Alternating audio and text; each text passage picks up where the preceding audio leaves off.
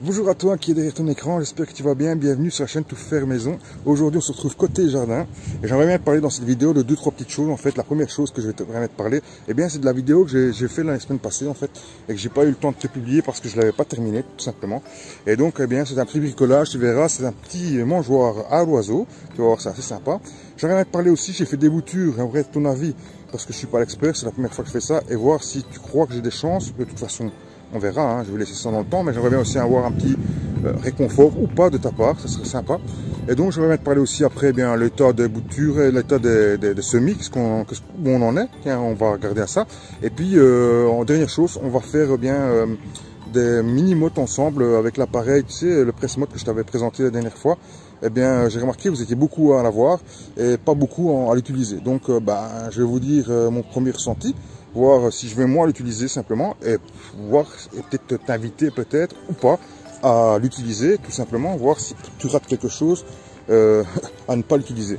Moi je vois plein d'avantages, maintenant on va voir si c'est facile à utiliser et si c'est agréable et voilà, si on perd pas trop de temps. Donc tout ça dans cette vidéo et bien pour arriver à cette vidéo je te propose de passer le petit générique.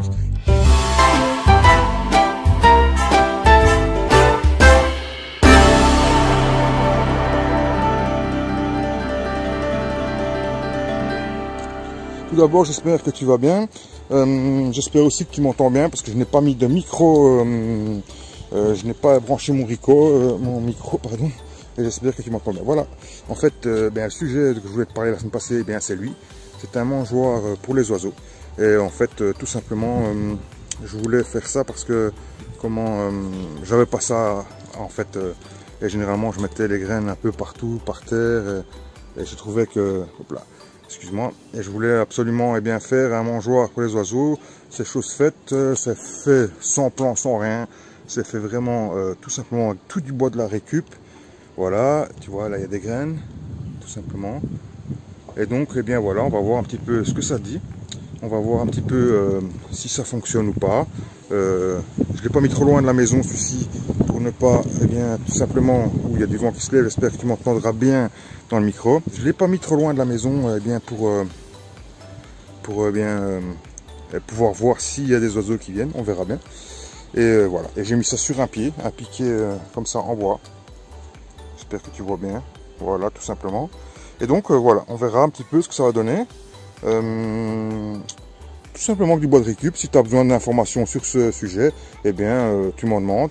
Je te passe un petit clip maintenant, je sais pas, de 2 minutes on va dire, avec la conception que j'ai fait en vitesse rapide, hein, conception de ce que j'ai fait. Et puis on revient où je te parle des boutures. Allez, à tout de suite.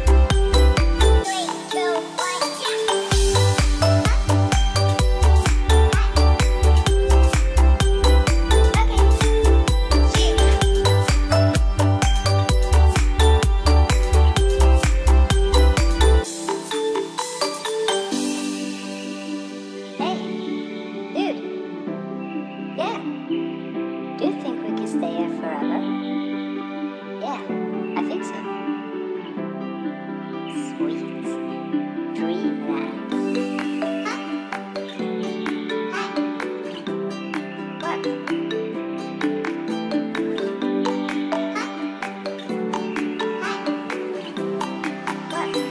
1, 2, 3,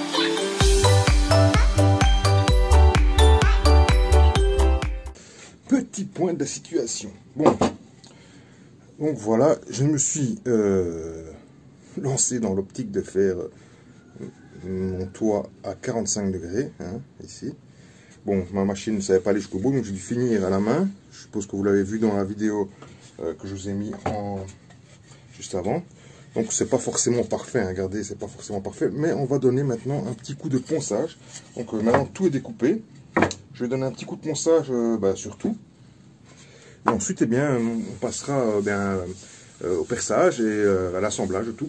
Vous verrez comment je procède pour faire tenir, en fait, voilà, je vous montrerai, pas forcément en détail, mais vous verrez plus ou moins comment je fais tenir tout ça. Je ferai peut-être des intermittents. Voilà, j'ai tout découpé, maintenant que tout est découpé, ça m'a pris pas mal de temps, hein. Je dois le dire, parce que je me suis vraiment cassé la tête, surtout pour ça, ici. Quand on n'est pas outillé, comme moi je suis, eh bien, on galère. Et donc, comme on galère, eh bien, on perd du temps. Donc voilà. Maintenant, je vais poncer tout ça, donner un petit coup de ponçage avec la ponceuse. Et ensuite, eh bien, je vais assembler à blanc. Je vais tracer mon perçage à faire. Et ensuite, je percerai et j'assemblerai tout simplement. Voilà. Donc, je vais essayer de vous mettre un autre point de vue pour que vous voyez un peu mieux.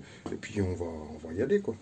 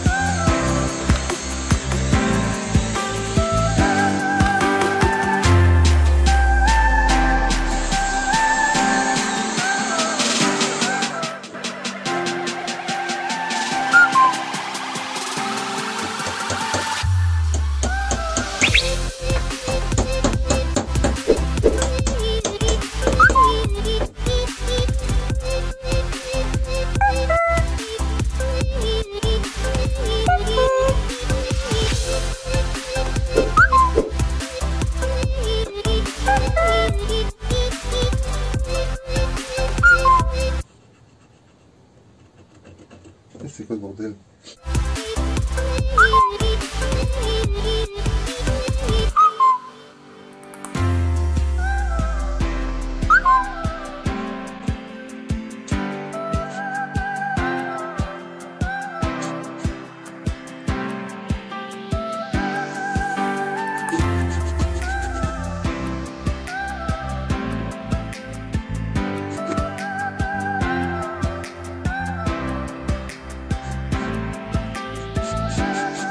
Voilà les amis, à quoi ressemble bien le mangeoire pour les oiseaux, hein. C'est quelque chose que j'ai fait rapidement, c'est quelque chose que je voulais faire pour débuter ma petite séquence bricolage de la chaîne. Un truc très facile parce que voilà, je suis vraiment un débutant dans le bricolage, donc voilà un petit bricolage pour débuter. Mais voilà, maintenant passons bien sûr au bouturage que j'ai testé. Je teste ça, en fait c'est du laurier palme ou du laurier cerise peut-être que mon voisin a. J'ai complètement oublié de vous montrer en fait le laurier de mon voisin. Lors d'une prochaine vidéo je vous montrerai. J'ai pas laissé de feuilles, je pensais bien faire. Puis sur des forums j'ai vu j'aurais pu laisser les feuilles du dessus. J'espère ne pas vous voir mal fait quand même, et que peut-être j'aurai quand même quelques boutures qui vont prendre. Donc je sais pas, dites-moi dans les commentaires, vous, qu'est-ce que vous en pensez? Est-ce que vous pensez qu'il y aura des réussites ou pas du tout, ou alors c'est foutu? Bon voilà, j'ai laissé à chaque fois en fait 3 ou 4 bourgeons, et j'ai découpé en biais là sur un bourgeon en bas que j'ai planté dans le terreau. J'arrose régulièrement tous les 2 jours pour que ça reste vraiment très humide. Je ne sais pas ce que ça va donner. Bon voilà, ça fait même pas ça fait une semaine maintenant que c'est en terre, donc on va voir ce que ça donne. J'ai l'impression que certaines branches beaucoup jaunes, donc je ne sais pas si c'est une idée ou quoi. Donc dites-moi dans les commentaires, vous, qu'est-ce que vous en pensez, si ça, pour vous, ça peut fonctionner, ou si, ou alors c'est complètement mort. ou que je dois absolument laisser eh bien, des feuilles ou une autre technique. Ou voilà, dites-moi dans les commentaires, je compte sur vous pour m'éclaircir là-dessus. Et maintenant, on va passer eh bien, pour une petite vue sur les semis, qui vous allez voir, ça va aller très très vite. Voilà, j'aimerais maintenant te parler des... En fait, après les boutures, j'aimerais te parler un petit peu eh bien, des semis. Pour les semis extérieurs, en fait, je vais dire franchement, c'est pas terrible. Il y a peut-être de la laitue qui commence à lever, tout simplement. Je vais essayer de te montrer ça ici, mais c'est pas très bien. On va dire que il faut pas oublier que les semis, ce sont des semis. Ce sont des semis en fait de printemps et donc il fait peut-être un peu froid pour pouvoir les avoir lancés pour ce qui est laitue. Les oignons, normalement, ça devrait lever et les poireaux aussi, mais bon, ça demande un peu de temps. Il faut pas oublier qu'il fait encore très frais. C'est vraiment en extérieur ici. Ici, aujourd'hui, par exemple, tu vois, je vais te montrer, il fait 11 degrés 7 ici à l'abri. Je vais essayer de te montrer ça. Je vais te montrer eh bien comment il fait 11 degrés 7. Regarde, tu peux te remarquer que le minimum qu'il a fait, c'est moins 4 degrés. Et alors pour l'instant il y a 90% d'humidité, donc comme tu vois les fraisiers sont toujours là, toujours en train de patienter. Ils vont ici au mois de février, ils vont repasser eh bien, en pleine terre.